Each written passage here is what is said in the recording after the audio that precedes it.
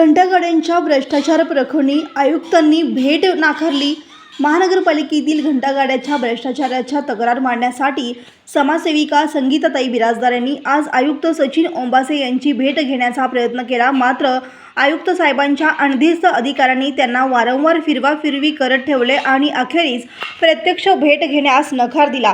भ्रष्टाचारासंदर्भात गंभीर मुद्दे उपस्थित करण्यासाठी त्या स्वतः आयुक्तांच्या कार्यालयात गेल्या होत्या, परंतु जबाबदार अधिकाऱ्यांच्या या टाळाटाळ वृत्तीमुळे तक्रार मांडण्याची संधीच मिळाली नाही। समाजसेविका बिराजदार ताई यांनी सांगितले की शहरात बेकायदेशीर घंटागाड्यांचा वावर होत आहे। सर्व गाड्यांचे PUC इन्शुरन्स व तसेच पासिंग संपुष्टात येऊन सुद्धा या गाड्या रस्त्यावर धावत आहेत। या गाड्यांची अवस्था इतकी खराब आहे की एखादा मोठा अपघात झाल्यास त्याला कोण जबाबदार, याबाबत स्पष्ट पुरावे घेऊन मी आयुक्तांना भेटायला गेले, पण जबाबदार अधिकाऱ्यांनी मला मुद्दाम अडवलं। लोकांच्या कराराच्या पैशाचा भ्रष्टाचारात वावर होत असताना प्रशासन गप्प बसत आहे, हे दुर्दैवी आहे। यामुळे नागरिकांमध्ये संताप व्यक्त होत असून महापालिकेत भ्रष्टाचार संबंधी प्रश्न उपस्थित करणे एवढे कठीण का केले जाते, असा सवाल जनतेकडून उपस्थित केला जात आहे। स्थानिक पातळीवर या घटनेची मोठी चर्चा सुरू असून भ्रष्टाचार प्रकरण दाबून टाकण्यासाठीच हा प्रयत्न असल्याची कुजबूज सुरू झाली आहे। आता या प्रकरणी आयुक्तांची भूमिका काय राहते याकडे शहरवासियांचे लक्ष लागले आहे। नमस्कार, मी संगीता शिवानंद बिराजदार, वीरभद्र महिला मंडळ अध्यक्ष। आजचं 15 ऑगस्ट पासून मी आंदोलन सुरू आहे। माझं आतापर्यंत मी आंदोलन सुरू आहे। आयुक्त साहेबांना भेटायला गेले तर टाळाटाळी करायला लागले। आयुक्त साहेबांचं माझं भेट होऊ दे ना। गेल्या आठवडे सुद्धा आयुक्त साहेबाला भेटायला आले तर साहेबाला भेटायचं नाही, साहेब बाहेर गेले, मीटिंग गेले, सोमवारी जनता दरबारला भेटू दिलं नाही।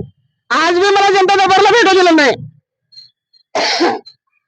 मी भारतातलं नाही का? मी सोलापूर जिल्ह्यातलं नाही का? जनता दरबारला आयुक्त साहेबाला भेटायला का नको म्हणले? मला ह्याचं उत्तर पाहिजे।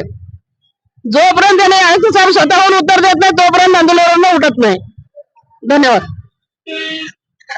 आज सुद्धा मी भेटायला जनता दरबारासाठी दुपारी 3 वाजल्यापासून आयुक्त साहेबांकडे भेटण्यासाठी मी प्रयत्न करतो।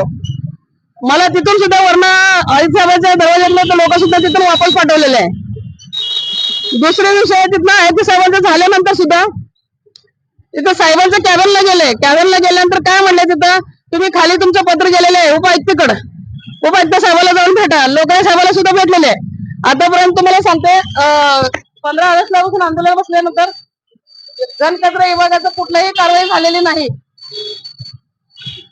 माझं आता आंदोलन सुद्धा सुरू आहे। तुम्हाला पत्र सुद्धा पोहोचलेलं आहे। पत्र पोहोचलेलं आहे। मी भारताचं नाही का? मी का महाराष्ट्राचं नाही? मी अतिरेक आहे का? मी का पाकिस्तानचा आहे का? मला महानगरपालिकेचा आयुक्त साहेबाला का भेटू देत नाही? कारण का मी नागरिक नाही का? माझे हक्क नाही का इथं आयुक्त साहेबाला भेटायला? म्हणजे असं सोलापूर जिल्ह्यात गुत्तेदार कोण नव्हतं का? नाशिकच्या गुत्तेदाराला नाशिकच्या गुत्तेदाराला घनकचरा विभागाचा अधिकारी त्यांना दिले टेंडर। आमच्या सोलापूर जिल्ह्यात पुढारी कोण नव्हतं का? काय करून खाणार कोण नव्हतं? सोलापूर जिल्ह्यातलं घनकचरा गुत्तेदाराला सोलापूर जिल्ह्यातलं काय दिलं नाही? नाशिकच्या गुत्तेदारांचं जे त्यांना गुत्तेदार दिले त्यांचं टेंडर तात्काळ 3 वर्ष कालावधीसाठी दिलेले आहे। तात्काळ त्यांचं टेंडर परत घ्या आणि 220 जे गाड्या आहे क्रॅबची गाड्या इन्शुरन्स नाही आणि ते PUC नाही। आमच्या एखाद्या नागरिकाने मोटरसायकल जर गाडीवर घेऊन चालला, हे RTO 75 रुपये खर्च असलेले त्याला 500 रुपये दंड मारते PUC ला। एखाद्याला RC बुक नसेल त्याला 1200 रुपये दंड मारते। हे नाशिकचा मक्तेदाराला ह्याला माफ केलंय का?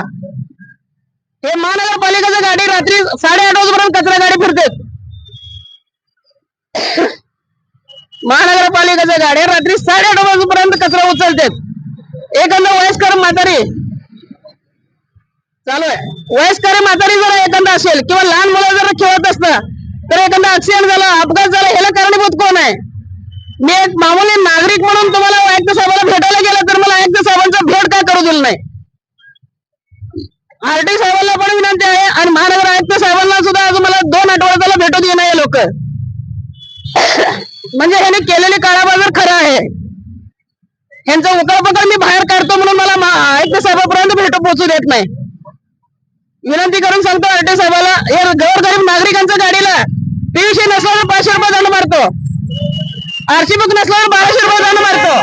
हे नाशिकच्या गुत्तेदाराला तुम्ही माफ केलं का?